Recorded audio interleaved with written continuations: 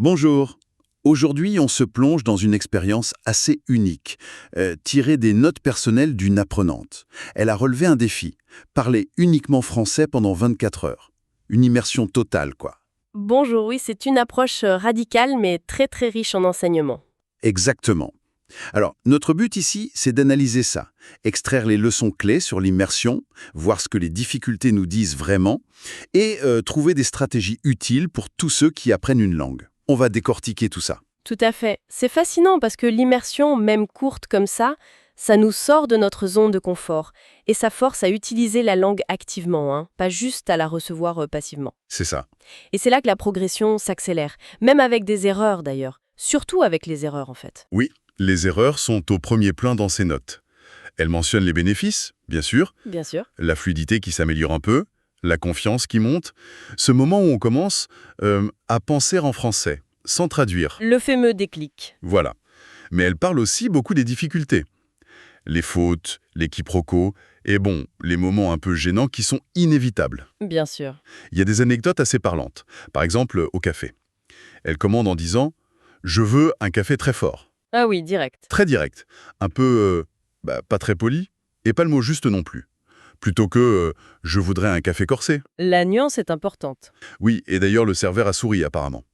Autre exemple, au téléphone. La confusion classique entre attendre et entendre. Elle a dit « j'entends mon ami » alors qu'elle voulait dire « j'attends mon ami ». Ça, c'est très fréquent, les sons sont proches. Et puis le grand classique, chercher une bibliothèque municipale et demander « où est la librairie ?»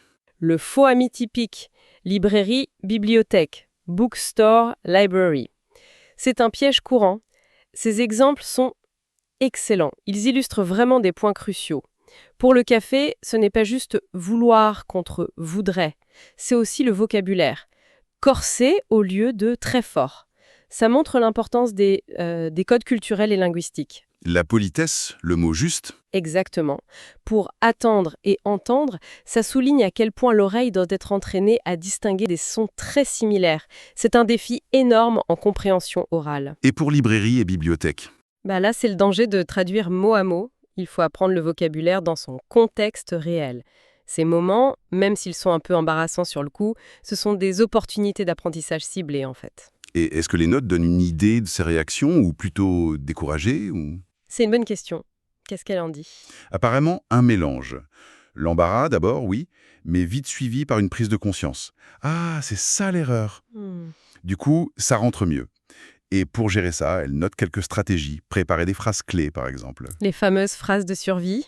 Oui, je voudrais, ou où est, pouvez-vous répéter s'il vous plaît. Aussi, accepter que faire des erreurs, ça fait partie du jeu. C'est fondamental ça. Et puis, savoir simplifier sa phrase quand on bloque sur un mot ou une structure compliquée. Aller à l'essentiel. C'est très juste. L'aspect psychologique est énorme. Dépasser la peur de se tromper, c'est ça qui libère la parole. C'est moins une question de quantité de vocabulaire que de courage de l'utiliser, ce vocabulaire qu'on a déjà. Mhm. Et l'idée de pratiquer seul, de s'enregistrer, c'est très pertinent. Ça permet de s'entendre, de corriger, sans la pression sociale immédiate. C'est une sorte de micro-immersion personnelle. En fin de compte, cette expérience de 24 heures, c'est comme un diagnostic express en fait. Ça révèle très vite les points faibles. La politesse, certains faux amis, la confusion entre des verbes. Très personnel en fait. C'est ça. Ces moments un peu difficiles deviennent des leçons très concrètes. Donc la conclusion, c'est que oser ça paie. Sortir de sa bulle même brièvement. C'est intense, 24 heures, difficile à tenir régulièrement. Mais la vraie question que ça soulève, c'est peut-être comment on peut intégrer des petites touches de ça au quotidien. Des micro-immersions, comme vous disiez. Voilà. Si on a repéré un problème récurrent, comme les faux amis ou la politesse, comment transformer ça en action? Peut-être se fixer un petit objectif chaque semaine, maîtriser un faux ami précis, ou s'entraîner à utiliser « je voudrais » plus souvent. Intéressant.